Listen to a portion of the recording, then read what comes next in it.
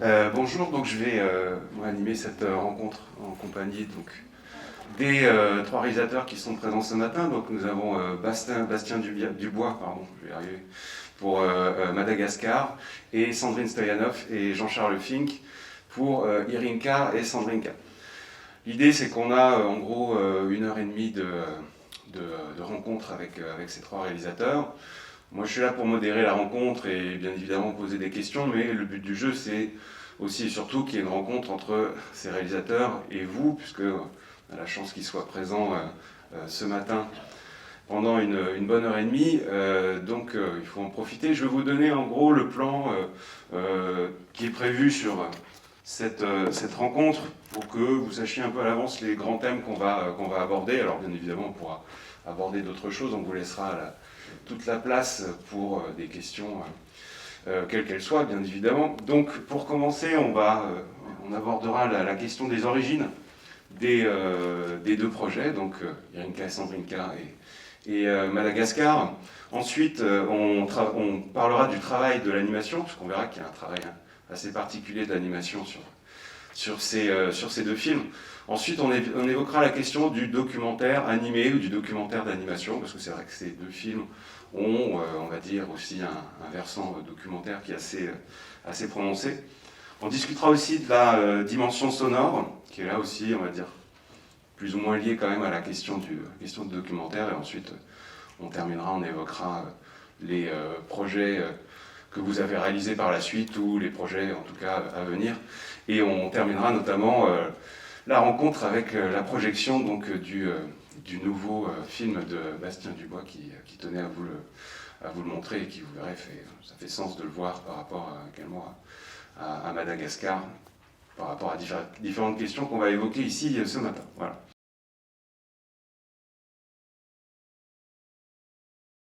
Vous êtes tous enseignants, c'est ça? Et vous avez vu les films avant?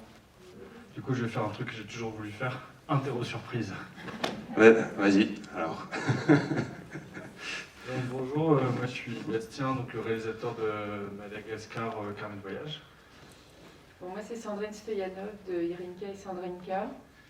Jean-Charles Fink, co-réalisateur de Irinka et Sandrinka, voilà. Co-auteur, réalisateur.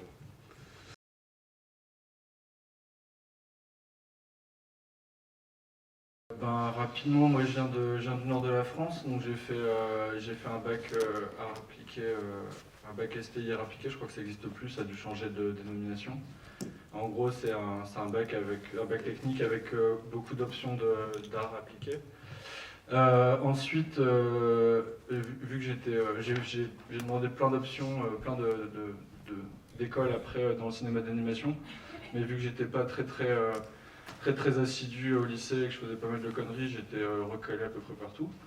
Et je me suis retrouvé en BTS communication visuelle. Donc c'était une formation pour faire de l'édition, du packaging, des affiches, tout ça. Ensuite, après ça, j'ai fait 2 ans à Supinfocom Valenciennes. C'est une école qui était une des plus anciennes écoles de 3D en France. Et une des plus importantes à l'époque, et qui a maintenant changé de nom, qui a un peu éclaté en plusieurs différentes petites écoles. Et donc voilà, c'est une formation maintenant qui est... Généralement, les gens ils font 5 ans, parce qu'il y avait une prépa de 2 ans.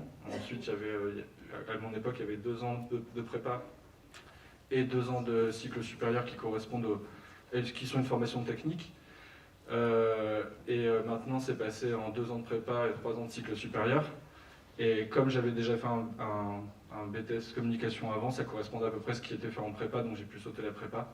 Donc maintenant je croise les jeunes, ils ont fait 5 ans, moi je suis là, j'ai fait 2 ans, donc ils sont un peu dégoûtés, parce que ça coûte très cher. Et voilà, donc après je suis parti, je voulais partir à Madagascar pour attaquer directement le film que vous avez vu, juste après l'école, mais comme j'avais pas réussi à mettre assez de côté, je suis allé bosser pendant 1 an dans une boîte de jeux vidéo qui est à Roubaix, qui s'appelle Ankama.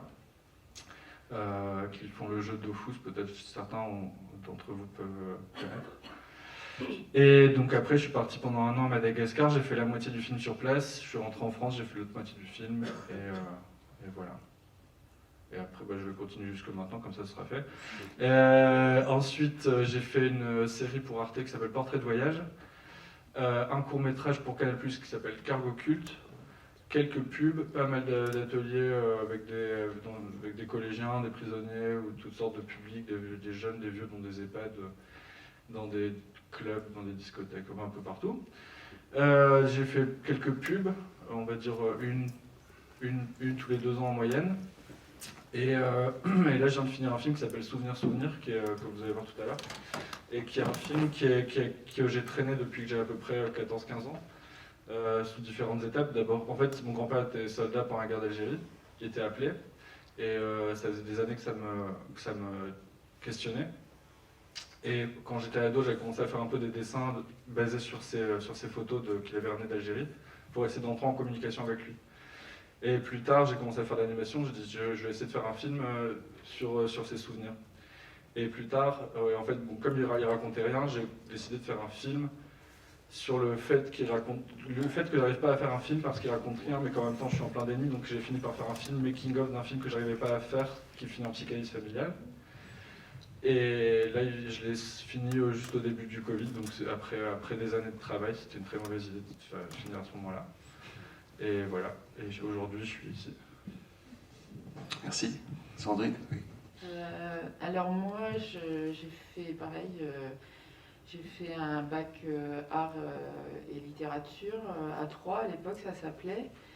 Et ensuite, qu'est-ce que j'ai fait? J'ai fait les Beaux-Arts.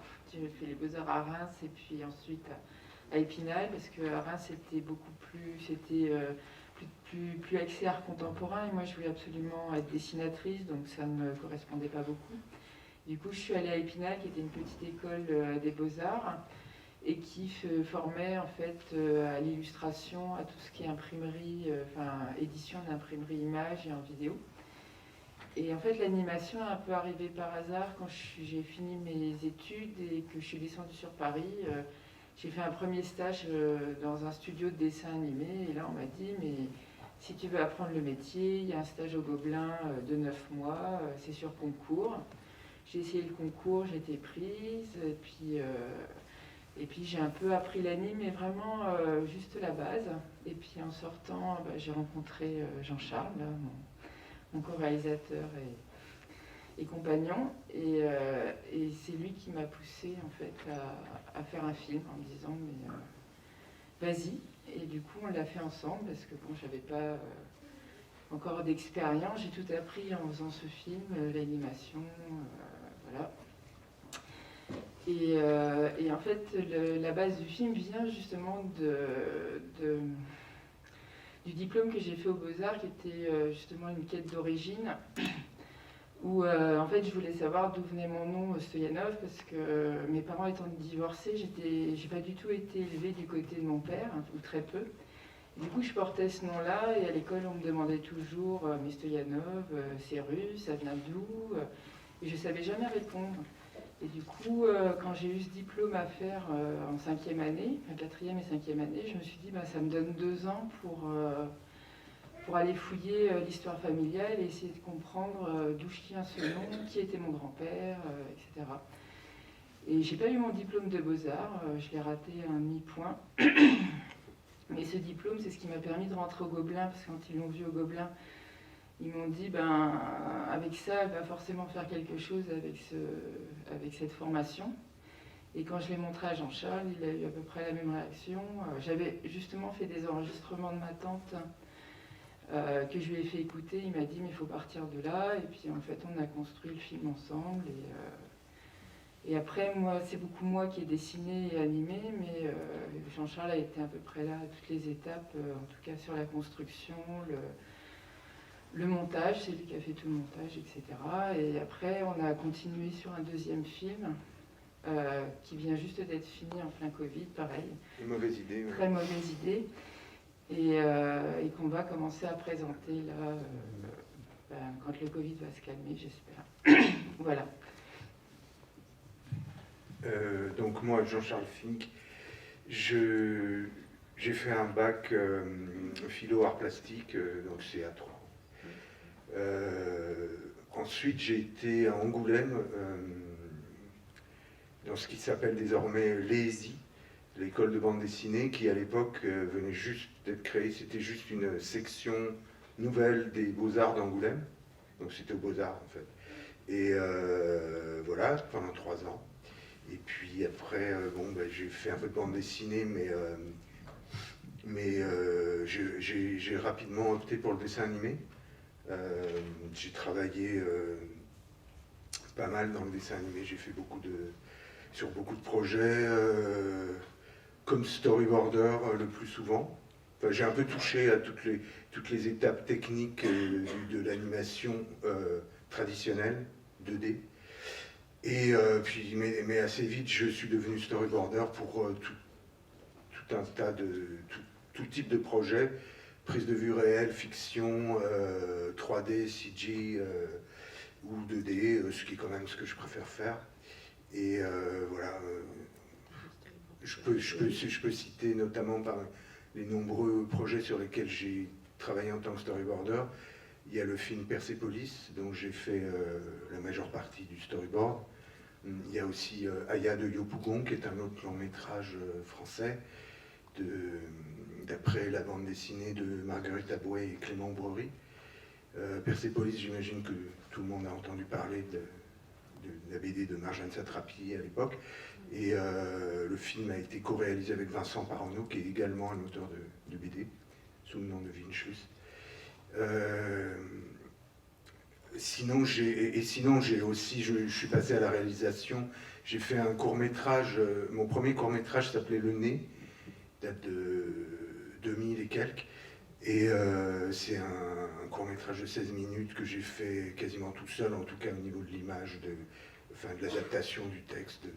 C'est d'après Gogol, hein, la nouvelle de Nikolai Gogol, Le Nez. Et voilà, donc c'est un film assez particulier parce que c'est un film avec des dessins, mais sans animation.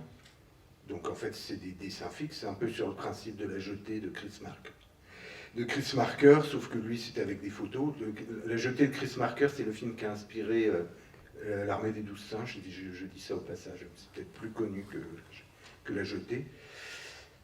Donc Le Nez, et après j'ai réalisé des films de commande, c'est-à-dire pour France 3 en général.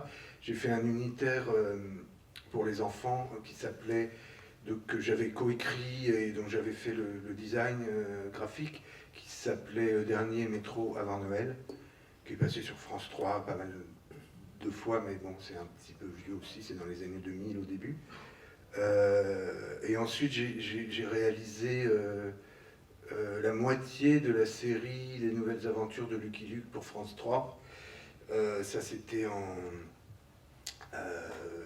c'était 52 épisodes de 26 minutes, donc moi j'en ai réalisé une vingtaine. Oui. 2001, 2002, par là. Et ensuite, on a travaillé... alors, ensuite, j'ai terminé Le Nez, que j'ai fait en 99, j'en avais fait 5 minutes. Et j'ai dû m'interrompre pour des raisons que ce sera un peu trop long tout ça à expliquer. Mais après, en 2003, j'ai repris ce projet qui faisait 5 minutes et je me suis dit, c'est bête, j'ai pas adapté toute la nouvelle, je vais le finir. Et donc le film de 5 minutes est devenu un film de 16 minutes. Donc c'est un gros ajout, quoi. Et donc le Nez est sorti en fait en 2003. Donc dans cet intervalle, j'ai fait ça, et après j'ai rencontré Sandrine parce que je travaillais, parce que je suis enseignant vacataire au Gobelin depuis des années. De temps à autre, je fais des interventions, des workshops, ainsi qu'à la Poudrière à Valence, et puis dans d'autres écoles.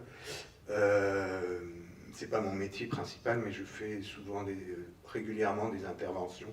Je suis sollicité pour faire des interventions sur, grosso modo, la narration filmique. Alors ça peut être storyboard spécialement, ou plus globalement, l'écriture, la réalisation, et jusqu'à la mise en scène dessinée, qui est le storyboard. Et même l'animatique, qui est l'étape suivante, où en fait on monte le storyboard en film. Je passe les détails. Donc j'ai fait ça. Oui, voilà. Donc j'ai rencontré Sandrine à cette époque. Et effectivement, comme elle disait, en voyant certains de ses dessins, et en particulier qu'elle avait fait pour son diplôme des Beaux-Arts il y a déjà quelques années, puisqu'entre-temps, tu étais passé par les Gobelins. Mais je l'ai poussé, je lui ai dit, mais tu devrais faire un court-métrage, ça serait intéressant, tout ça, en partant de ça, par exemple. Elle m'a fait écouter les nombreuses cassettes audio qu'elle avait fait de ces... bon, mais ça, on va y revenir quand on parlera du film, je pense, sur la genèse du film.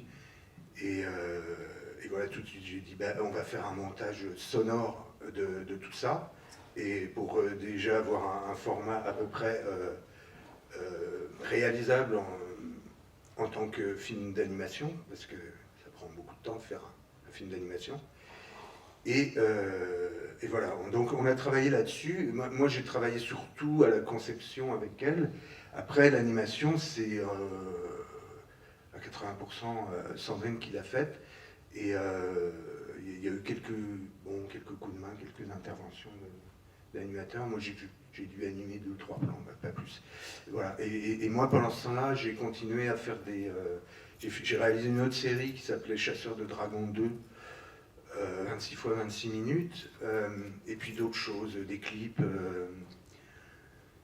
Qu'est-ce que j'ai réalisé d'autre, voilà, et puis j'écris aussi des scénarios, donc voilà. Et puis on a mis en chantier un deuxième projet de film en commun qui s'appelait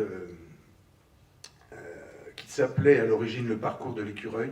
Bon, pour les gens comme c'est un projet qui a traîné quelques années, il y a peut-être des gens qui en ont entendu parler sous ce titre, mais on a dû changer le titre, et maintenant qu'il est fini, il s'appelle Le Monde en Soi, et c'est un film de 18 minutes en peinture animée,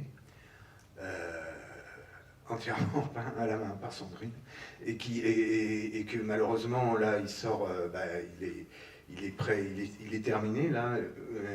Il devait y avoir une première bientôt là, à la Cinémathèque de Paris le 19, mais je pense qu'avec les nouvelles d'hier soir, ça va être reporté ou annulé. On n'en sait pas plus pour l'instant. Donc c'est un film qui commence sa carrière et qui doit passer sur Arte à la fin du mois. Voilà. Et j'ai oublié des trucs, mais bon. Et justement, je me permets de rebondir parce que c'est très intéressant que tu détailles comme ça les différentes étapes de ton parcours, de ta carrière, de voir que c'est pas, il n'y a pas que des lignes droites, on travaille sur plusieurs projets en même temps, il y a des projets qui parfois prennent énormément de temps, d'autres qui sont faits en plusieurs fois, on laisse tomber pendant quelques années. C'était très intéressant que tu détailles tout ça et ça donne un peu un aperçu de ce que ça peut être la vie dans ce genre de métier, dans ce genre de milieu professionnel. Est-ce que pour Sandrine et Bastien, c'est un peu la même chose aussi? Vous jonglez entre différents projets, des projets plus personnels, des projets peut-être plus de commandes, des choses comme ça? Moi, en fait, quand je fais pas de court-métrage, oui, je travaille dans l'industrie du dessin animé aussi. Et j'ai commencé comme technicienne en faisant ce qu'on appelle des props, c'est-à-dire du design d'objets ou du design de personnages. C'est quand même dessinatrice, hein. Tu dis industrie, technicien, mais oui, c'est quand même... Je suis dessinatrice dans le dessin animé. Ça reste un travail artisanal, oui, quoi. Voilà. Oui, c'est pas serrer des boulons ou des trucs... Non, mais bon. Et du coup, oui, je fais ça, et petit à petit, maintenant, je fais plutôt de l'animation. Et du coup, on jongle entre des boulots qui sont pour le dessin animé et des boulots et puis le court-métrage, en fait. C'est une sorte de jonglerie entre la recherche de financement pour faire les courts-métrages, la quête des heures d'intermittence pour pouvoir avoir le temps imparti à fabriquer le court-métrage. Et c'est une sorte de... Oui, c'est ça. On jongle entre plusieurs boulots pour réussir à monter le projet jusqu'au bout. Moi, c'est pareil, comme je disais tout à l'heure, il y a des fois des projets de pub ou des projets de... En fait, j'ai l'impression qu'il y a plusieurs temporalités de projets. Il y a des projets au long cours, des projets qui vont se faire sur un temps moyen, et des projets Ah, pour demain, est-ce que tu veux faire une intervention au Cinéma 9.3? Ok. Donc c'est un peu comme ça, c'est passé de l'un à l'autre, et au final, ce qui est un peu compliqué, enfin je sais pas, enfin vous avez plus travaillé en studio, j'ai l'impression, enfin il y a eu des temps où vous avez Oui. travaillé dans des studios. J'ai jamais vraiment été dans des cas similaires, quelques mois par-ci par-là, mais du coup le danger c'est aussi de se retrouver, je travaillais chez moi, et donc en gros je travaille tout le temps, et jamais vraiment, enfin je suis tout le temps dans mon cadre de travail, et c'est difficile de faire une partition entre... Enfin, j'en fais pas en gros, hein, je suis toujours en train de penser à ce que je dois faire. Donc ça peut vite tourner un peu à l'obsession, quoi. C'est vrai qu'en fait, on est dans des métiers, en particulier moi qui fais du storyboard, où on travaille pas mal chez soi, en fait. Et donc, le travail envahit la vie personnelle, la vie familiale et vice-versa, quoi. Donc c'est un peu difficile parfois de faire la part des choses. Par contre, quand on réalise effectivement une série avec des grosses équipes, là on travaille dans un studio et on va au travail, on dirige des gens qui... c'est différent, et puis c'est très différent en fait, l'animation type industrielle, comme a dit Sandrine, et c'est peut-être un peu exagéré comme mot, mais disons type commercial, les commandes, etc. Où là, il y a des budgets beaucoup plus gros, il y a un volume de travail beaucoup plus gros. Une série de 26 fois 26 minutes, c'est énorme comme volume d'animation à créer. J'en profite pour faire une petite précision par rapport à ce que disait Sandrine. Elle a dit moi je me suis mise à l'animation, etc. Quand elle dit ça, elle veut dire qu'elle anime le fait d'animer, parce qu'il y a on dit l'animation en général pour parler des films d'animation, mais dans les films d'animation il y a de multiples étapes de dessin qui sont, ça commence par le storyboard, le layout, ensuite l'animation, les décors, la création de modèles, personnages, props, comme disait Sandrine, c'est-à-dire les objets, etc., etc. Et en 3D, c'est encore pire, c'est encore beaucoup plus compartimenté au niveau des étapes techniques et plus spécialisé au niveau des dessinateurs ou des techniciens qui travaillent et qui ont vraiment un poste très spécifique à remplir. Et donc, quand on fait des séries, des grosses machines comme ça, qu'il faut faire en général vite aussi, enfin vite s'entend, hein, une série de 26 fois 26 minutes, ça prend 2 ans, mais avec des grosses équipes. Donc, ce que je veux dire, c'est que c'est très très différent que de l'économie et de la fabrication d'un court-métrage dit d'auteur, comme ceux qu'on vous présente ici, Irenka et Sandrinka et Madagascar, qui sont des films faits parfois par un auteur ou une autrice tout seul, ou avec très peu de monde, une toute petite équipe. Et ça, évidemment, pour faire un film de 18 minutes, on a mis 5 ans, 6 ans, entre la conception jusqu'à la fabrication. Pourquoi? Parce qu'on n'était que 2, et même c'est surtout Sandrine qui a fait l'animation en tant que telle. Et là, on parle vraiment du métier d'animateur qui consiste à faire plan par plan bouger, dessiner tous les dessins qui vont constituer le mouvement de chaque plan d'animation. Excuse-moi, quand tu dis 5-6 ans pour le film il fait 18 minutes, c'est ça? Ouais. C'est pas en continu, entre deux il y avait d'autres activités ou... Alors, s'en fout. pour moi oui, mais pas pour Sandrine, qu'on a réussi, si, il y a des petites interruptions par-ci par-là, mais il faut dire que c'est en peinture animée, et c'est une technique très artisanale, très longue à faire, puisqu'elle a d'abord animé peut-être tu l'expliqueras toi.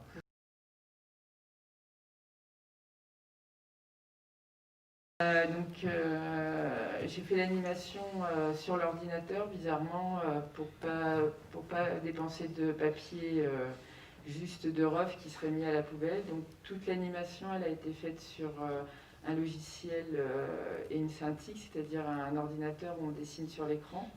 Et après, j'ai projeté l'animation sur du papier et j'ai peint à l'encre tous les dessins. C'est-à-dire, il y a à peu près 12 à 16 dessins par seconde. Et du coup, il fait 18 minutes, donc on rajoute les décors et tout ça, et du coup, ça fait 6 ans de travail. Voilà. Oui, 12 à 16 dessins par seconde, on peut imaginer que sur 18 minutes, ça représente énormément, Ouais. énormément de travail. C'est vrai que c'est un J'avais fait le véritable travail de calcul, journée. mais j'ai oublié, mais ça fait beaucoup de C'est dessins. 20, 25 000 images. Un truc dans le genre. Ouais. Ouais.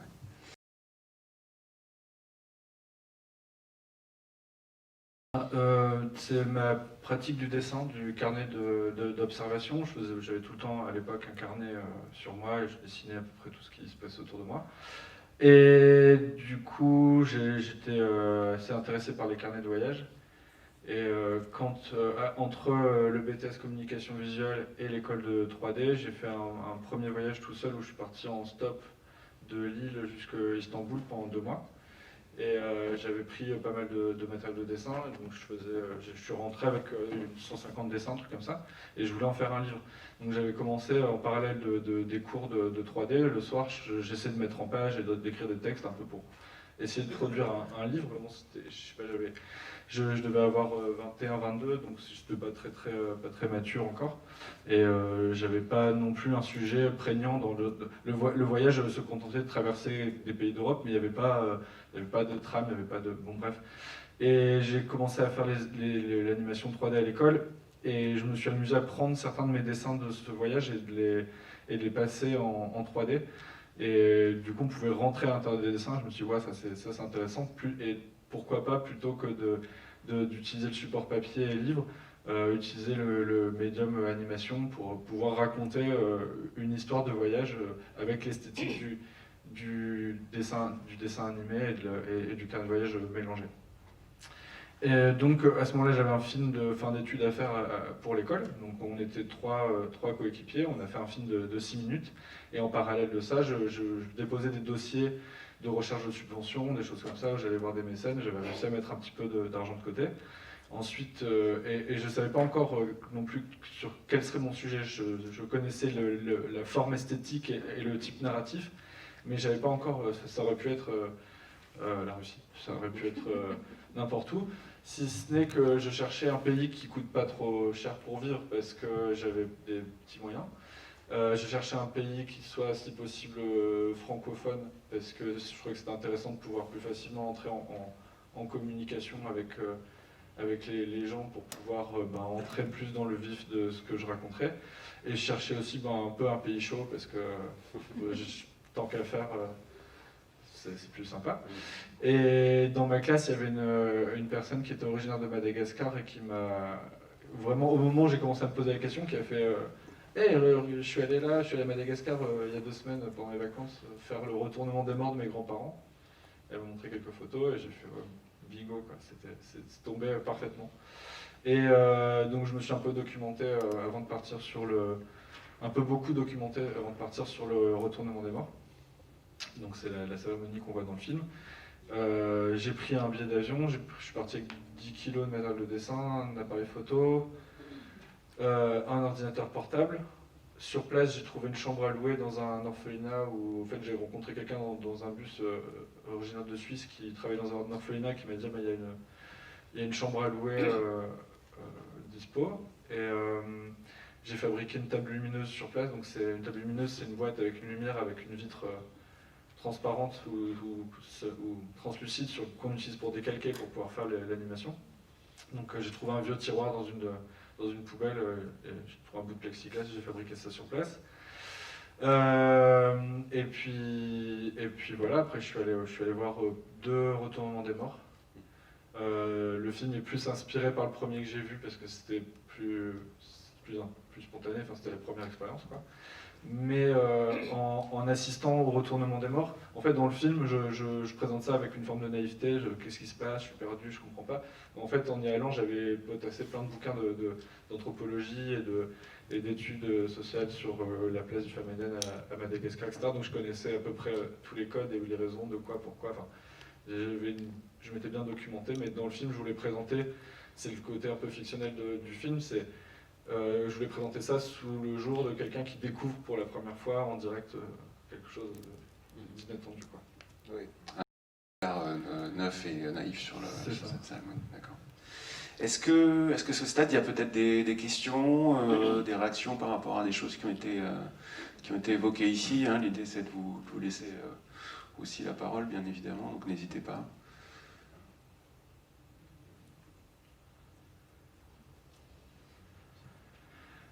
On entend des chuchotements, mais par rapport pas de aussi questions. à l'aspect documentaire, il y a des moments que j'ai dû synthétiser où le personnage malgache principal qu'on suit, qui nous emmène à la fête, c'est un mélange de plusieurs personnages, c'est un mélange de plusieurs temps que j'ai vécu.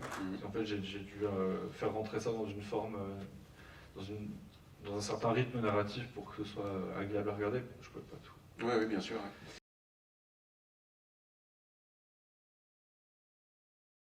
Ben, quand vous voyez Madagascar, il y a plein de plans qui sont très fantasques où je cherche pas à faire quelque chose qui soit réaliste.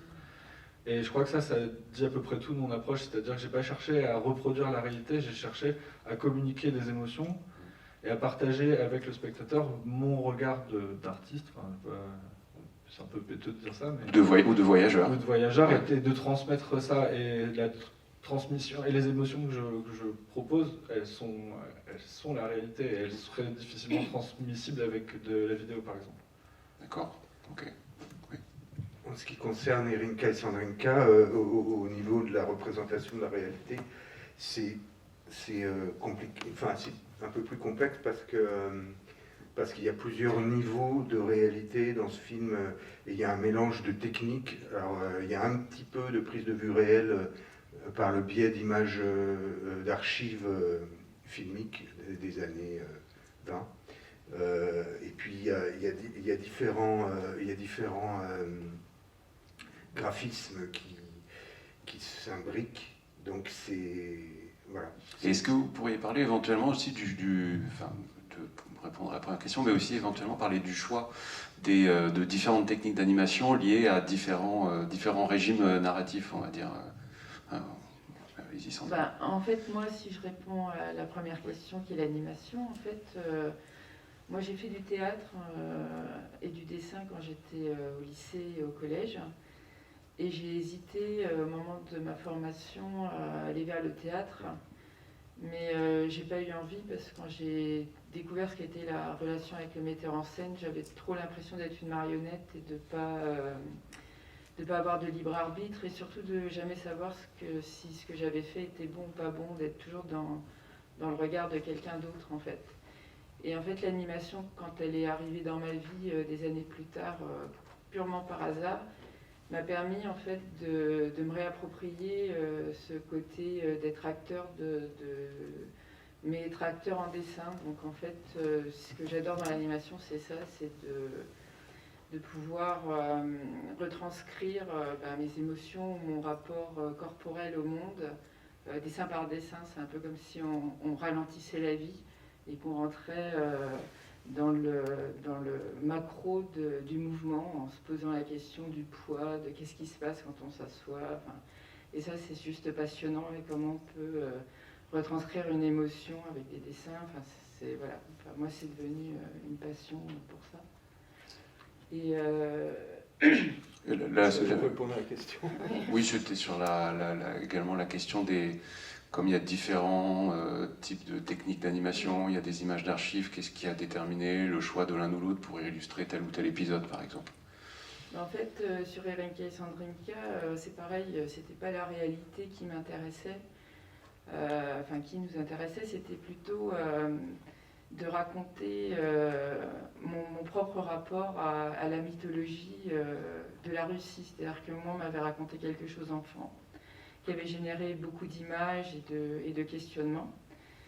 Et en même temps, avec une non-connaissance de la Russie, sinon celle de la découverte en histoire-géographie de son histoire, de la Révolution. Et du coup, ce qui m'intéressait, c'était d'essayer de voir ce que mon cerveau avait imprégné de tout ça et comment je pouvais exprimer ma Russie à moi, c'est-à-dire le fantasme que je m'étais faite de cette Russie Et par la rencontre avec Irène, tout d'un coup, c'était une autre Russie qui venait casser la première image que j'avais l'image d'enfant, en fait, que j'avais de ce pays-là, etc. Du coup, ma tante était un peu une sorte de personne qui ramenait encore une nouvelle image de la Russie, mais l'idée, c'était quand même qu'on reste dans ce que évoquait, ce que racontait Irène, et non pas de faire l'histoire de la révolution bolchevique. Il fallait que ça reste un prisme imaginatif, c'est-à-dire quelle perception, moi, avec ce que je connaissais de la Russie, en tant que Française, ayant plein de clichés dessus, je pouvais coller sur les mots de Irène. Et du coup, c'était ça le choix documentaire, c'était de partir exactement de ce que Irène avait dit, de le monter. Et là, c'est Jean-Charles qui a fait un boulot assez incroyable parce qu'il a réussi à faire une narration qui exprime à peu près tout ce qu'on avait à dire avec un enregistrement qui était une sorte d'interview qui avait duré une après-midi, et de remonter ça pour raconter une histoire. Et après, on s'est posé... Sonore, voilà. Et après, on s'est posé la question de comment on amène des images dessus. Voilà. Et pour ce qui est des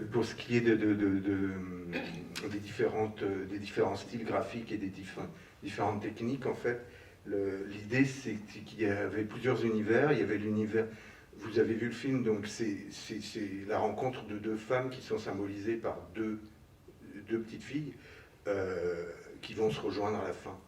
Et en fait, chacune des petites filles, il y a l'univers d'Irinka, il y a l'univers de Sandrinka, qui est différent graphiquement, puisque l'univers de Sandrinka, c'est celui d'une Russie imaginée. Donc on s'est inspiré d'illustrateurs russes comme Bilibin, quelque chose d'assez classique, graphique.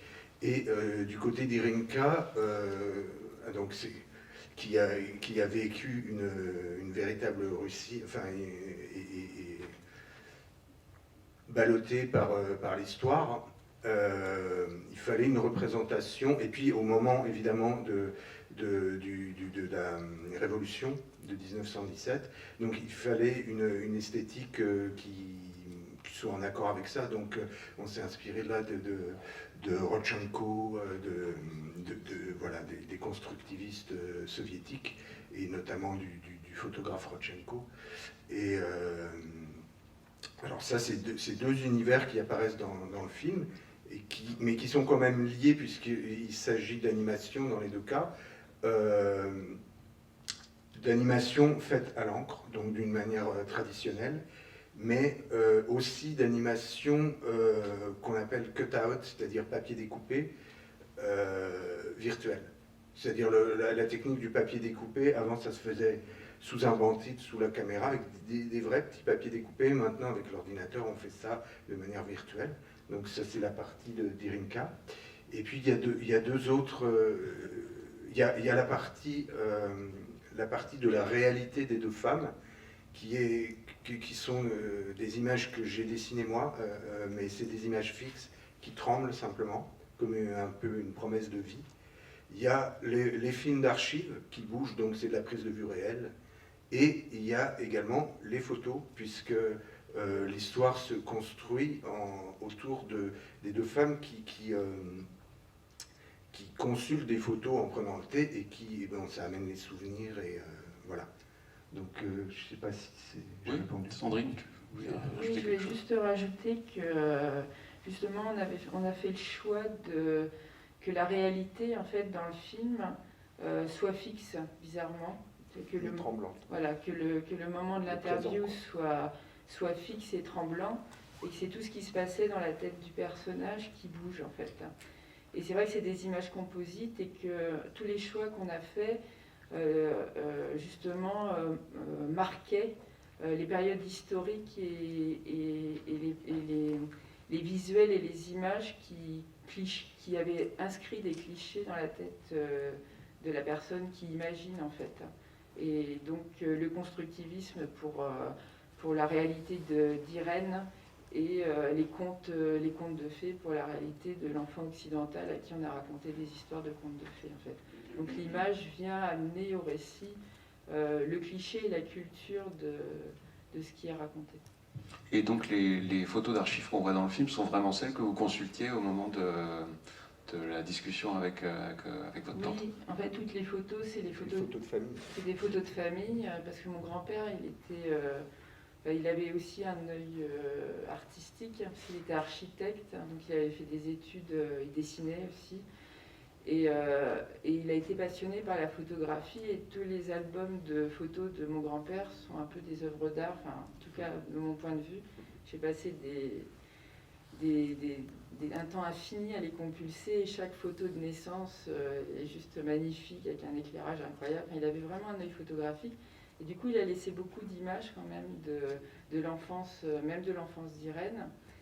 Et oui, c'est un peu toutes les photos qu'elle m'a montrées la première fois où on s'est rencontrés, parce que il faut savoir que quand je suis allée l'interviewer pour m'intéresser à mes origines, c'était quelqu'un que j'avais vu 3-4 fois dans ma vie, dans mon enfance, mais je la connaissais quasiment à peine. Et du coup, à l'âge de 18 ans, je suis allée sonner à sa porte, parce que tout d'un coup, j'avais découvert que c'était la demi-sœur de mon père, cette dame âgée, et qu'elle avait vécu en Russie, que c'était la seule personne de notre famille qui avait vécu en Russie. Et ça a été vraiment une sorte de moment assez incroyable où on était hyper timide, parce qu'en fait, on faisait partie de la même famille, mais on ne se connaissait pas. Voilà. Et juste pour que ce soit bien clair pour tout le monde, parce que c'est vrai que Rinka et Sandrika, c'est un film qui est très très riche du point de vue visuel. Par exemple, si on prend la séquence où la petite fille a peur de la voiture, on se retrouve, on est dans une rue. Ce qu'on voit en fond, en arrière-plan, ça c'est tiré plutôt de films d'archives, alors si je comprends bien. Ouais. Oui, en fait, quand on a décidé de faire le film, on a cherché à pouvoir compulser des archives de l'époque, d'avoir des vraies images de la Russie de l'époque. Et on a rencontré quelqu'un qui nous avait présenté un distributeur d'archives russes, Archaïon Film. Après, ça a été la Gaumont. Enfin, ça a été une galère. Pendant 4 ans, on n'était pas sûr d'avoir les droits pour pouvoir sortir le film, parce que c'est très très cher, les archives. Et bon, à la fin, quand la Gaumont a vu le film, ils l'ont trouvé bien. Ils ont vu qu'on avait coupé dans les images. Et du coup, au lieu de nous faire le prix max, ils nous ont fait mais vraiment... mais pendant 4 ans, on se disait, si ça se trouve, on ne pourra pas sortir le film, parce que les archives vont être trop chères, en fait. En fait, c'est-à-dire qu'on avait eu on avait eu assez rapidement un accord avec Archaïon Film, qui est la société qui détenait les droits de ces archives. Et donc, on a commencé à travailler le film en intégrant certaines images qu'on avait sélectionnées et en bidouillant avec, en mettant de l'animation par-dessus, etc. Or, il se trouve qu'Archaïon Film, pendant la production du film, de notre film, a été racheté par la Gaumont. Et là, ça a changé la donne. Et là, c'est là qu'on a commencé à s'inquiéter, parce que la Gaumont, l'accord tenait plus, et le prix à la seconde, ou à la minute plutôt, c'était pas exorbitant, mais dans l'économie qu'on avait d'un court-métrage, c'est-à-dire où on n'a pas d'argent, en fait, pas assez, où on se paye même pas, etc. Mais c'était pas possible. Et il y avait des tas de plans qui avaient déjà été fabriqués comme ça. Donc là, le producteur a négocié, on a négocié mais on a vécu un peu dans cette inquiétude qu'on ne pourrait pas utiliser les plans qu'on avait déjà faits. Et bon, finalement, il y a eu un arrangement qui a été trouvé avec la Gaumont. Donc, vous en êtes bien sorti finalement. Ça n'a pas coûté trop cher. Ouais. C'est surtout la jeune femme de la Gaumont qui travaillait à Archaïon Film. Et vraiment, jusqu'à la dernière minute, elle nous disait non, c'est pas possible de faire un prix. Et quand le film a été fini, on a été lui montrer. Et elle nous a regardé en disant en fait, si je vous fais pas un prix, le film il n'existe pas, quoi. Et du coup, on a dit ouais. Et elle nous avait demandé une tranche de prix, en fait, et elle a pris la plus basse. Et donc elle a vraiment, sur vraiment la fin, et elle nous a dit, c'est aussi parce que vous avez absolument cherché à être honnête, c'est-à-dire à payer les droits, parce qu'on aurait pu le sortir en festival, et parce qu'il n'a pas une rayonnance. Enfin, c'est pas des films qui rapportent de l'argent, hein. Enfin, ils ont une rayonnance en festival, mais ils font pas, il n'y a pas de cash, enfin, je sais pas comment Au dire. niveau de la visibilité, c'est pas- bien moindre Voilà. qu'une série Du ou coup, même qu'un pour eux, long-métrage. il n'y a pas de manque à gagner à nous autoriser à les montrer, mais bon, c'est une économie, il faut rentrer dedans.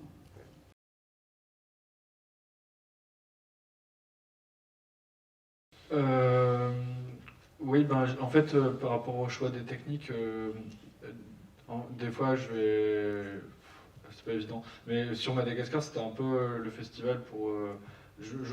En fait, c'était un peu un terrain de jeu pour moi. Je m'amusais à passer de l'un à l'autre. Et généralement, je me souciais peu du choix technique par rapport à ce que. Enfin, je veux dire, entre de la gouache ou du crayon, de l'aquarelle, par rapport aux propos, il y a juste un petit passage où on est dans les rizières. Où là, j'ai utilisé exclusivement de l'aquarelle, ça faisait sens. Mais sinon, pour le reste, c'était plus selon mon envie du moment. Et donc, c'était assez plaisant à faire parce que quand on passe un long temps à produire des images, de pouvoir renouveler tous les 3-4 jours en changeant de plan, changer de technique, changer d'approche, ben, ça permet aussi de rester dans une certaine liberté créative et une certaine légèreté d'esprit que de produire entièrement un film. Enfin, par exemple, faire ce que tu as fait là 6 ans sur une technique, sur un titre, ce serait vraiment très très dur. Je te félicite pour ta pugnacité. Donc ça, ouais, sur Madagascar, c'était assez agréable de pouvoir comme ça passer d'un truc à l'autre. Et après, il y a aussi des inserts d'objets ou de photos. Par exemple, je vais m'amuser à mettre un mug ou à mettre des photos collées ou des étiquettes de produits, etc. Bon, ça, à la fois, c'est l'aspect vraiment purement l'esthétique classique du carnet de voyage où je reprends un peu des codes sans vraiment me questionner. Et en même temps, bah, c'est vrai que ça fait une inclusion de réalité qui rend le propos peut-être plus crédible pour un spectateur qui va chercher à savoir ce qu'on lui raconte. Il y a quelques moments où j'utilise des photos, ce qu'on appelle de la pixilation, c'est-à-dire c'est un comédien qui se met dans une position, on prend une photo, il bouge, on prend une photo. Et donc des fois j'ai même utilisé ça au lieu de faire de l'animation, ça permettait aussi une inclusion de la réalité dans le propos. Dans mon nouveau film Souvenir, c'est pareil, c'est un peu comme Irinka et Sandrika, je pense. Il y a deux styles qui présentent chacun un point de vue. Je ne vais pas vous spoiler.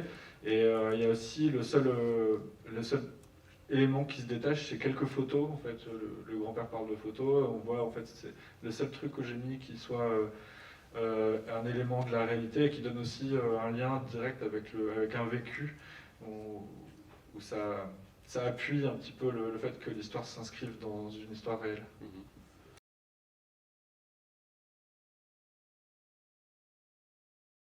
Il n'y a pas énormément de dialogue, donc... Il y a des sons d'ambiance. Alors, ouais, c'est pas juste les dialogues, parce que les dialogues sont pas prégnants sur Madagascar. Il y a quelques voix que j'ai fait directement sur place avec des amis malgaches qui se sont prêtés au jeu, pour ce qui est des voix. Sinon, après, la musique, c'était plus riche, on va dire, parce que le film, quand j'ai commencé, j'avais vraiment une trame scénaristique très très mince. C'est-à-dire, je connaissais les grandes étapes du film, mais je savais pas vraiment ce qui allait se passer dedans. C'est-à-dire, le pitch, c'était j'arrive à Madagascar, je rencontre un gars qui me parle d'une fête, j'y vais, la fête c'est chelou, et après je me transforme à moitié en lémurien ou en oiseau et je survole Madagascar. C'était à peu près le truc que j'avais formulé un peu avec un peu plus de mots pour mettre dans des dossiers pour avoir des sous, mais globalement c'était du pipeau pour avoir des subs. Et je m'étais dit, je verrais bien une fois sur place comment tout ça va s'articuler, et j'ai commencé à faire de l'animation, à animer des plans, un peu comme on fait du carnet de voyage où on ne sait pas trop où ça va nous mener. J'ai commencé à faire des plans animés du film sans avoir de storyboard, sans avoir d'animatique, et le film s'est construit progressivement. Ça va, on peut faire ça quand on travaille tout seul, parce qu'on a le contrôle un peu sur tout et on peut se faire un peu une idée de où on va. Quand on travaille en équipe, il faut surtout pas faire ça du tout. Normalement, le processus de fabrication d'une animation, comme vous avez expliqué tout à l'heure, c'est on fait un scénario, on fait un storyboard, on fait une animatique. Chaque étape est validée par les différents protagonistes, la production, les chaînes de télé ou qui sais-je. Et on avance comme ça petit à petit et on construit comme une maison, quoi. On fait un projet, un plan de financement, on pose des fondations, etc. Moi j'ai fait n'importe quoi, j'ai commencé par fabriquer une fenêtre. Après j'ai trouvé une porte de garage, je l'ai posée quelque part en me disant peut-être ça servira plus tard. Et donc le film est venu se construire comme ça avec l'accumulation de choses que j'ai trouvées par-ci par-là. Et à un moment j'ai rencontré dans un bar les musiciens qui ont fait la musique du trajet en voiture. Donc voilà, je rentre dans un bar, ils jouaient, je trouve ça super, je leur achète un CD, je récupère une des chansons du CD, je le mets dans mon montage, ça marche nickel, je les appelle, je suis est-ce que je peux vous acheter les droits, ok, et hop, là tout d'un coup il y a une partie du film qui s'est figée, qui s'est ancrée, et du coup les images que j'avais déjà commencé à construire sont venues se mettre là-dessus, et donc après j'ai fait d'autres images qui venaient un peu faire du ping-pong entre les deux, donc c'était vraiment une façon particulière de faire et qui était assez casse-gueule, je dois dire. Mais bon, comme j'avais pas du tout idée de ce que j'étais en train de faire, je me posais pas de questions, au final ça a marché. Mais je serais plus capable de travailler comme ça, je pense. Ensuite, il y a une musique qui est intéressante, c'est la musique que j'ai utilisée pendant la fête, où je me suis pointé à la fête avec un dictaphone. Donc quelqu'un m'avait dit il va y avoir une fête dans tel village, un retournement des morts dans tel village, donc il m'explique comment y aller, donc il fallait prendre un bus pour partir. Moi j'habite dans la capitale, il fallait faire 1h30, 2 heures de bus, puis il fallait marcher dans la montagne pendant environ 1h30. Donc je fais ça et sur le chemin j'enregistrais des oiseaux, des bruits de pas avec mon micro, et j'ai pas fait gaffe, à un moment j'ai perdu la mousse, la bonnette du micro, et je l'ai pas retrouvé, je suis reparti en arrière, j'ai cherché, j'ai pas retrouvé.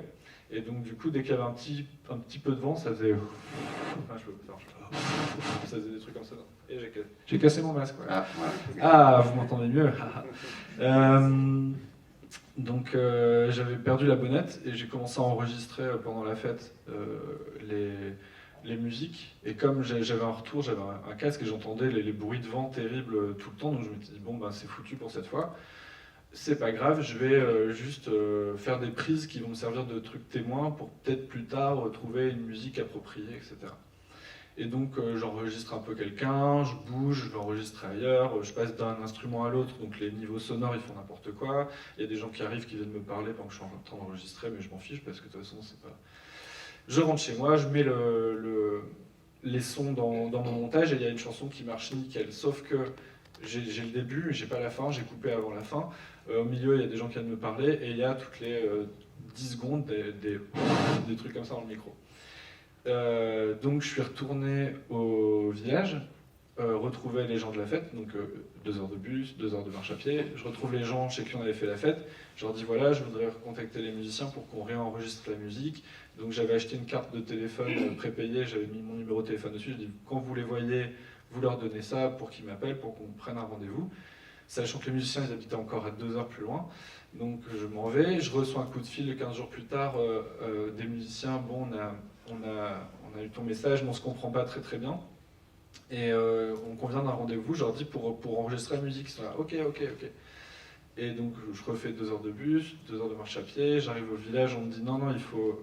Alors non, et là je vois 2 des musiciens sur 7, 8, 10 qui arrivent sans instrument. Et ils me donnent une cassette de chants religieux qu'ils avaient enregistré 10 ans après. Et ils me disent tiens, la musique. Ah non, c'est pas vraiment ça que j'avais en tête, je voulais enregistrer un morceau précis, etc. Et il y avait le prof de français du village qui faisait l'interprète parce que c'est pas francophone dans une certaine mesure. Et le prof, il est arrivé complètement bourré. Et donc je prends la cassette, je dis merci, mais c'est pas ça que je voulais, je veux enregistrer avec tous les musiciens, etc. Donc on négocie un truc, on se donne rendez-vous encore une semaine ou 15 jours plus tard. Je rentre chez moi, 15 jours après je reviens, 2 heures de machin. J'arrive au village, on me dit ah non c'est pas ici, en fait on va aller chez eux, donc c'est encore 2 heures de marche plus loin. On enregistre la musique, je leur fais écouter avec un casque la prise que j'avais faite. Et ils font ah ouais, ok, c'est parti. Ils commencent à jouer un morceau, c'était pas celui-là. Et je fais non, écoutez, ah oui, non, c'est celui-là. Ok, puis ils recommencent. Bref, on fait comme ça un peu des prises toute la journée. Je rentre chez moi, je prends la musique que j'avais enregistrée, je la mets dans le montage, et là ça marche pas du tout. Parce qu'en fait, pendant la fête, ils étaient à 200%, tout était bien pété, il fallait faire danser les gens et tout ça, et là ils étaient devant leur maison, avec un micro pointé sur eux, et donc au lieu de faire c'était donc le rythme n'avait plus rien à voir, et ça marchait pas du tout. Donc ce que j'ai fait, c'est que j'ai utilisé au final la première version que j'avais enregistrée. Donc je crois que j'ai fait genre 6 allers-retours, un truc comme ça. Et ce que j'ai fait, c'est donc j'ai utilisé le début de la chanson, et à chaque fois qu'il y avait un petit peu de vent, donc on entend des petits trucs comme ça au début, j'ai mis un peu de fumée, de poussière qui s'envole de la route. Ou alors il y a un drapeau qui claque un peu au vent. Et quand il y a vraiment des gros... On rentre dans la maison, on va manger du riz, on ressort, c'est fini, il n'y a plus de souffle. Et après, la musique, elle transitionne pendant la fête vers des percussions que j'ai enregistrées plus tard en France. Ah oui. Et c'était réglé. Oui, c'est super intéressant de voir comment des aléas comme ça t'amènent à utiliser une prise qui n'est pas forcément censée être bonne au départ, et comment ça a guidé le montage aussi par la suite, quoi. Ouais. Et personne ne m'a jamais dit genre ah, ton son est dégueu ou quoi. Oui. Ça s'est passé. Oui, non, c'est vrai que c'est... Voilà, enfin, bon, j'aurais jamais imaginé que effectivement ça avait été aussi compliqué. C'est une anecdote intéressante. Ouais. Sur Irenka et Sandrinka, on a eu un peu, au niveau du son, on a un peu eu un truc comme ça, puisque, comme on expliquait, on a commencé par partir du montage original sonore d'un entretien entre Sandrine et Irène, et moi j'avais fait l'animatique dessus. Donc l'animatique, le montage, en y mettant des éléments sonores, que ce soit musique, son et paroles, voix, c'est une voix off, même si c'est pas définitif. Et en fait, on voulait garder la voix originale jusqu'au bout, mais on n'a pas pu parce que l'enregistrement était de trop mauvaise qualité et qu'il y avait effectivement des perturbations, mais c'était carrément Irène qui donnait des grands coups dans le micro en parlant parce qu'elle faisait des gestes, puis elle avait ses photos, ses papiers devant. Enfin, moi j'y ai pas assisté, mais on l'entendait très bien, ça fait sur des paroles, et c'est des trucs, on a essayé de récupérer ça techniquement avec des copains ingénieurs du son, tout ça. Mais c'était juste pas possible. Et donc à un moment, il a fallu faire un choix, c'est-à-dire, et c'était Arte qui était coproducteur qui nous disait, qui nous a un peu mis une sorte d'ultimatum. C'est-à-dire nous on se posait la question déjà, on se disait au niveau qualité de son c'est vraiment, et puis il y a des trucs qu'on entend mal, etc. C'est un peu dommage qu'on comprenne pas par moment. Mais bon. Quand tu apprends une comédienne pour refaire tout le truc, on se disait que ça allait perdre au niveau spontanéité, etc. Et on hésitait, on n'avait pas tellement envie, quoi. Mais bon, on a été un peu forcé de le faire. Et puis le film, il a perdu un petit peu au niveau de la spontanéité quand même si on a trouvé une comédienne formidable qui a fait un truc... tu vas raconter. Mais par contre, on y a gagné au niveau lisibilité, compréhension, et puis ça nous a permis aussi de réécrire des petits bouts de dialogue pour qu'on comprenne mieux l'enchaînement des événements narratifs, et ce qui aurait été beaucoup plus brouillon et moins compréhensible si on avait gardé la voix. Oui, en fait, pendant 4 ans, on a travaillé donc, sur cet enregistrement. Et cet enregistrement, en fait, je l'avais fait en tant qu'étudiante des Beaux-Arts qui voulait... En fait, j'enregistrais pour ne rien oublier, en fait. Je ne pensais pas du tout que j'allais me servir de ça. Enfin, j'étais déjà à 1000 lieues de penser que je ferais un film d'animation 3-4 ans plus tard. Et du coup, j'ai fait ça avec un magnétophone à bande, un petit micro que m'avait passé mon prof de vidéo. Et c'est vrai que le son était vraiment très mauvais, mais c'est vrai qu'on a voulu le garder longtemps parce que pour nous, le côté documentaire était hyper important. de justement partir de cette réalité qu'on ne peut pas changer, qui est totalement brute, et d'y coller justement la perception qu'on a de cet élément brut. À partir des vraies personnes aussi. À partir des c'est vraies un duo, personnes. quoi. Et du coup, mais c'est vrai que quand on a proposé le film à Arte au bout de 4 ans, la directrice du programme nous a mis un ultimatum. En fait, elle a dit, elle trouvait elle que la voix passait pas du tout, et du coup, elle a dit soit vous prenez une comédienne, soit je produis pas le film. Et pour moi, non, On a quand même choisi nous-mêmes. Oui, on aurait attends. très bien pu se passer d'Arte.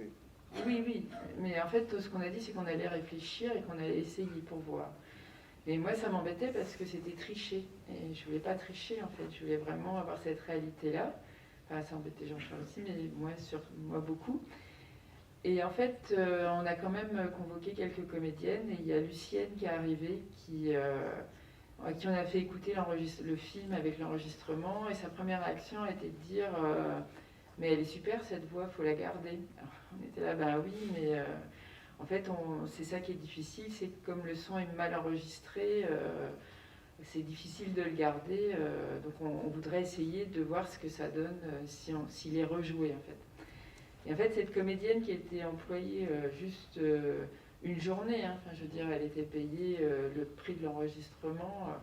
Elle s'est super investie en fait. Elle a écouté l'enregistrement d'Irène plein de fois chez elle. Elle nous a invités pour nous poser plein de questions sur qui elle était, pour nous montrer comment elle comprenait qui était Irène.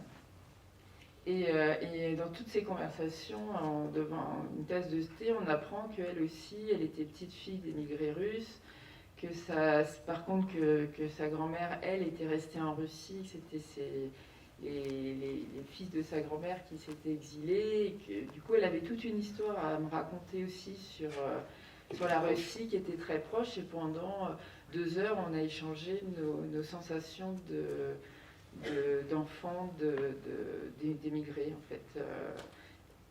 Et du coup j'avais l'impression de moins mentir, et quand elle a fait l'enregistrement, donc moi elle m'a aidé à redire ce que j'avais à dire, donc elle est spontanée parce que je ne suis pas comédienne. Et surtout quand on l'a fait écouter après au producteur, le producteur il a dit mais c'est Irène ou c'est la comédienne? Donc elle avait quand même réussi à gagner une sorte de mimétisme qui était assez fort. Et là où on a perdu, c'est sur l'enterrement. Parce que l'enterrement c'était vraiment quelque chose d'assez particulier quand elle en a parlé. Parce que je pense qu'elle n'en avait jamais parlé auparavant. Et du coup, c'est le moment où elle dit qu'on l'appelait... Irinka, elle est redescendue dans une manière de parler de petite fille en fait. Elle parlait vraiment comme si elle allait rechercher ses émotions d'enfant, comme si on n'avait jamais été ouvrir cette porte. Et elle a parlé de l'enterrement de sa mère, non pas avec mélancolie ou tristesse, mais comme un enfant qui comprend à moitié ce qui se passe et qui explique mais ça se passait comme ça et c'était blanc.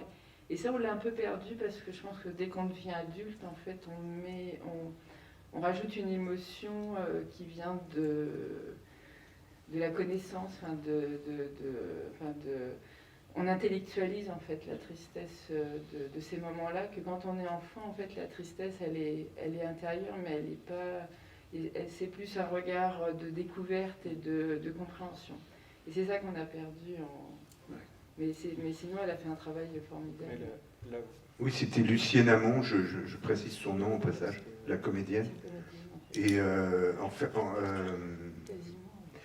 il s'agissait de 2 femmes adultes, mais Irène ou Lucienne, mais en fait, on s'est aperçu qu'elles avaient beaucoup de choses en commun, et donc ça n'a pas été très difficile pour Lucienne, qui avait vécu des choses assez similaires à Irène, d'investir le personnage d'Irène, mais malgré tout ça reste une comédienne. Donc sur la partie de l'enterrement, en fait il y avait une fragilité qui n'était pas du tout improvisée, qui n'était pas feinte de la part d'Irène dans l'enregistrement original, qui était sur le vif et complètement impromptu, et que Lucienne n'a pas su tout à fait retrouvé, mais ça aurait été impossible en fait.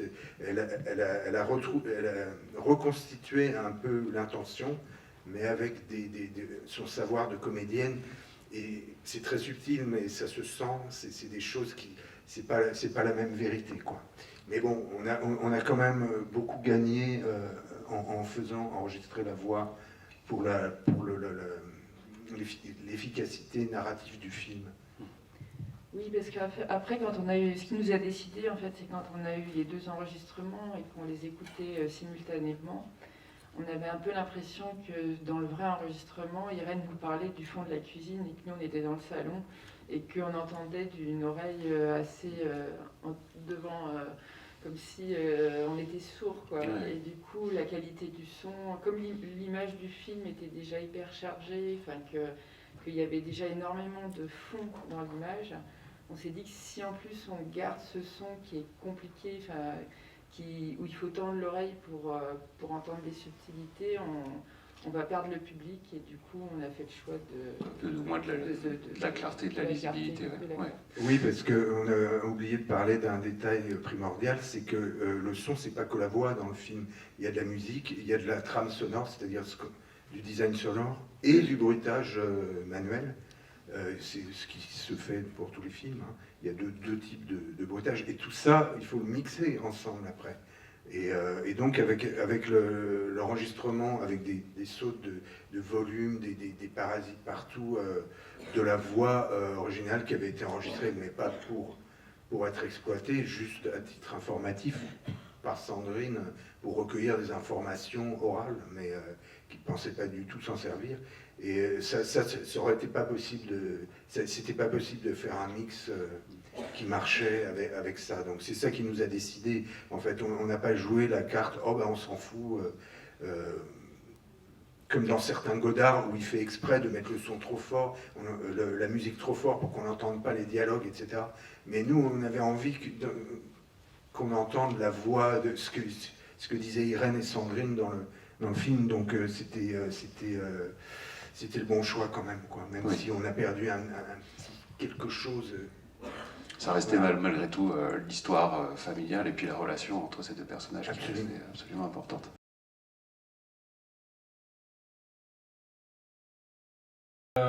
Donc ouais, il y a 2 moments où il y a une technique un peu particulière.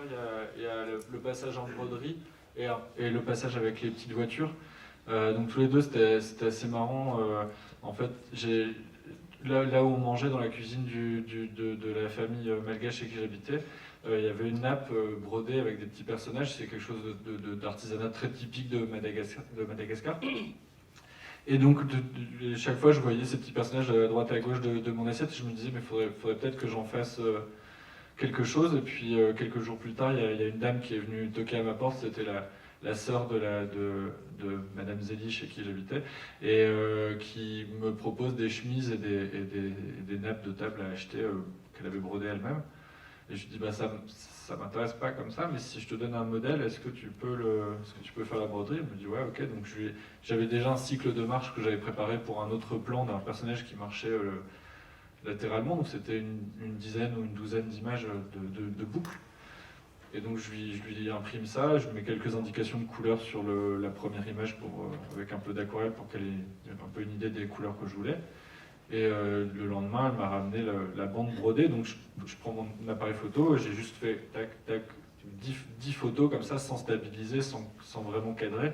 C'était vraiment à l'arrache, et je mets ça dans l'ordinateur, je fais une lecture des 12 images, et là, elle s'aperçoit qu'en fait, elle avait brodé un cycle de marche, elle avait vu que c'était le même personnage, mais elle n'avait pas capté que c'était une séquence, en fait. Et là, elle voit son personnage qu'elle a brodé se mettre à marcher, et elle fait genre « Waouh, trop bien, ça te dit d'en faire plus ?»« Ah ouais, carrément !» Donc du coup, elle a brodé, je crois, 4 ou 5 boucles de personnages, et 6-8 décors. Donc le décor, il tourne en boucle pour que ce soit économique, parce que je pense que le plan, il doit faire 150 images. Donc au lieu de broder 150 images avec le décor et les personnages, elle a brodé... je crois 5-6 personnages différents et 6 ou 8 décors qu'après j'ai assemblés par ordinateur. Pour les petites voitures, il y avait un rond-point à côté de la maison, c'était vraiment l'enfer, il faisait vraiment trop peur. Et les enfants de l'orphelinat, ils jouaient avec des petites voitures en métal faites avec des boîtes de conserve ou des canettes. Et pareil, je me disais, tiens, ce serait marrant de faire un plan en stop motion. Donc stop motion, c'est on prend une photo, on bouge, on prend une photo, on bouge. Et donc je vais un jour je me balade de marché, puis je vois quelqu'un qui en vend. Donc j'achète un sac rempli de petites voitures. Je reviens à l'orphelinat, je prends les 3-4 plus grands des enfants, je leur dis venez, je vais vous montrer un truc. Je pose une petite voiture, je prends une photo, je fais vite faire un dérapage comme ça, il repart, un accident. Ça prend juste une voiture, ça va très vite quoi. J'ai mis 2 minutes, un truc comme ça. Je mets en lecture, ils voient le truc, waouh, trop bien, et alors je les emmène sur le toit, il y avait une espèce de terrasse, je les emmène sur la terrasse, j'avais préparé une grande feuille où j'avais dessiné le rond-point avec les petites voitures, et je suis bah allez-y quoi. Et donc j'ai fait bosser gratuitement des enfants sur mon film. Et donc bon, ils ont commencé par faire des accidents, à faire des trucs, ça, donc je les ai laissés faire, puis au bout d'un moment j'étais bon, essayer maintenant je leur ai expliqué comment ralentir, donc quand on s'approche du stop, etc. On bouge moins la voiture et quand on repart, on bouge de plus en plus. Les écarts entre les différentes poses doivent être plus grands. Donc après, ils ont fait le plan que vous avez vu dans le film. Et c'est marrant parce qu'après, quand je suis retourné 2 ans après avoir fini le film pour montrer aux gens. Et du coup, à un moment, je vois 2 enfants qui étaient en train de parler dans un coin, puis il y en a un qui mimait le truc de stop mo. Il était en train de raconter à son pote le truc qu'il avait fait 3 ans plus tôt. Et j'ai compris ce qu'il disait juste en voyant le mime. Ça a peut-être lancé une vocation en plus.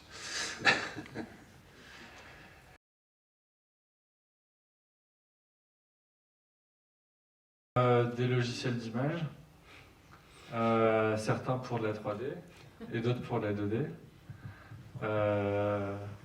Plus spécifique. Ah, il faut des marques avec des. Ok. Et des précisions. Plein de logiciels.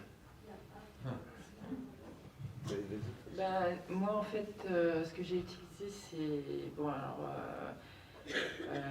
Photoshop et After Effects énormément, parce que c'est avec ça que je fais le compositing d'image, hein, c'est-à-dire que je fais l'animation séparément des décors. Donc après, il faut un logiciel qui permette d'amener, de matcher en fait l'animation sur le décor et de fonctionner en profondeur. Et donc sur celui-là, c'était surtout After Effects, c'est ce qui m'a permis aussi de masquer, de faire des masques sur les vidéos d'archives et d'en faire comme du papier découpé avec des masques animés. Parce que justement, comme je voulais pas les archives plein pot, mais faire comme du photomontage à la Rodchenko, etc., il fallait animer les masques pour faire comme si ça avait été coupé au ciseau. Et du coup, ça c'est pareil, c'est dans After Effects que j'ai fait ça. Et dans les 2 films qu'on a fait tous les deux, en fait, il y a un très très gros boulot de compositing, puisque tout est fait à la main. Et après, il y a tout un travail pour harmoniser une image qui est faite par petits bouts, en fait. On sépare un peu tout, les personnages, les décors, on anime tout séparément, et après, on reconstruit une image et on essaie de lui donner une unité grâce à quelques effets qui permettent d'intégrer le dessin, de retirer le fond pour que l'anime puisse matcher sur le décor, etc.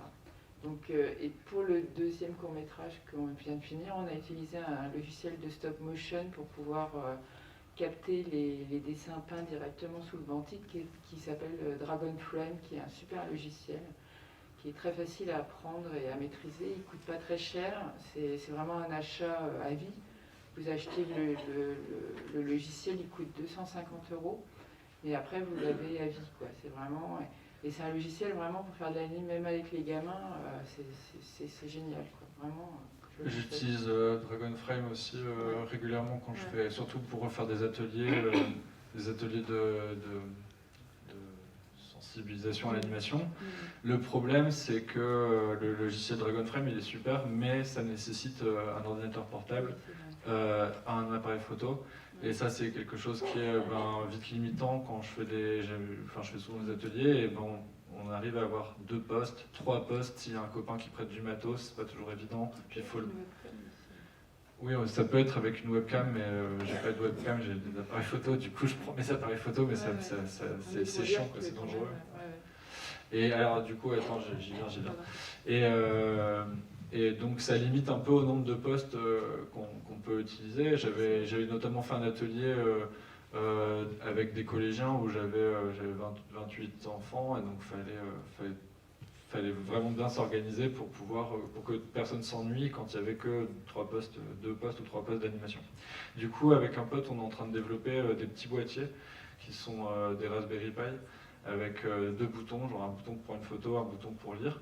Ça se branche sur un écran d'ordi et on branche une webcam dessus. Donc le kit complet, on n'a pas encore une idée du prix, mais l'idée c'est que ce soit beaucoup moins cher qu'un ordinateur portable, un Dragon Frame et un appareil photo bien évidemment. Et du coup c'est tout petit, donc c'est portatif, on peut utiliser l'écran qui est sur place. Et il y a un effet peau d'oignon, donc on peut voir l'image d'avant qui a été prise par transparence. Et l'idée c'est de faire des kits pour avoir un maximum de postes sans devoir prendre trop de risques avec du matos professionnel qui nous appartient généralement, qui est cher. Après, pour ce genre d'expérience, il y a pas mal d'applications de smartphones et de tablettes qui permettent de faire de la stop motion et qui permettent de faire de l'animation avec des enfants assez facilement en fait. Encore le temps pour peut-être une question. Et après, je pense qu'on utilise tous les deux TV Paint aussi, non? Moi, pas trop. Enfin, je l'utilise autrement, mais je m'en sers pas. Sur ton dernier film, C'est tout fait à la main, c'est tout peint à la main. Oui, mais la ligne, l'animation, la construction de l'animation. Sur Flash. Sur Flash. Animate. Ouais, sur Flash. Parce que c'est vraiment pour le. Ça a changé de nom, le logiciel. J'avais pas besoin de matière. D'accord. Donc c'est juste si vous pouvez redonner les noms des logiciels dont vous parlez, il y a Flash. Flash qui s'appelle désormais Animate, ça c'est D'accord. pour un logiciel d'animation. Il y a Photoshop évidemment qui est.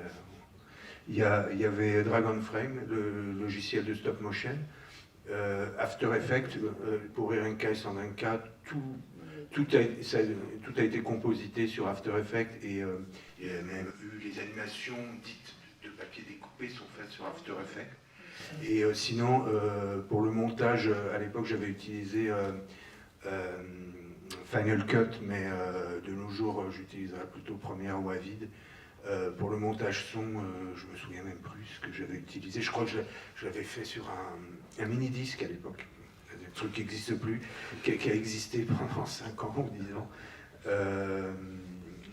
Quoi d'autre comme logiciel Est-ce que vous avez des exemples? Tu parlais de logiciels sur tablette ou smartphone. Est-ce que vous avez comme ça des exemples en tête, des choses qui vous sembleraient intéressantes à utiliser ou... Je te les donnerai, mais je les ai pas en tête. Oui. Moi, je joue avec un truc qui s'appelle Stop Motion Studio. Stop Motion Studio, alors. Ok. Ça marche bien, c'est gratuit. Ouais.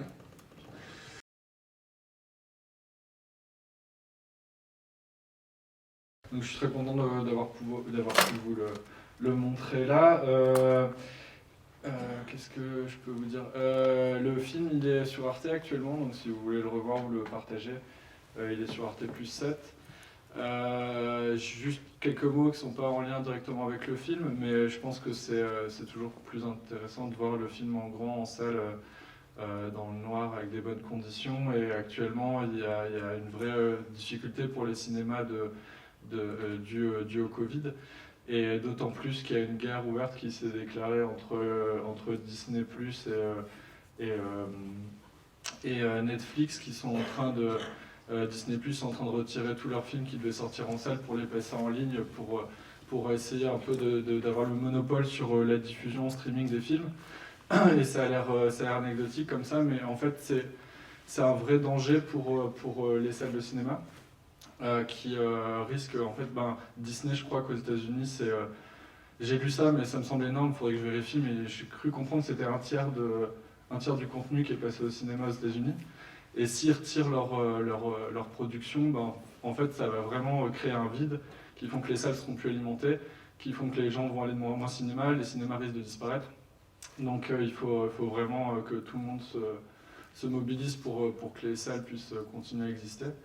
Et voilà, c'était juste le petit moment sauvons les salles de cinéma. Là, ça tombe vraiment sur un combo Covid plus guerre Netflix Disney. C'est vraiment très très très très mauvais signe pour les salles.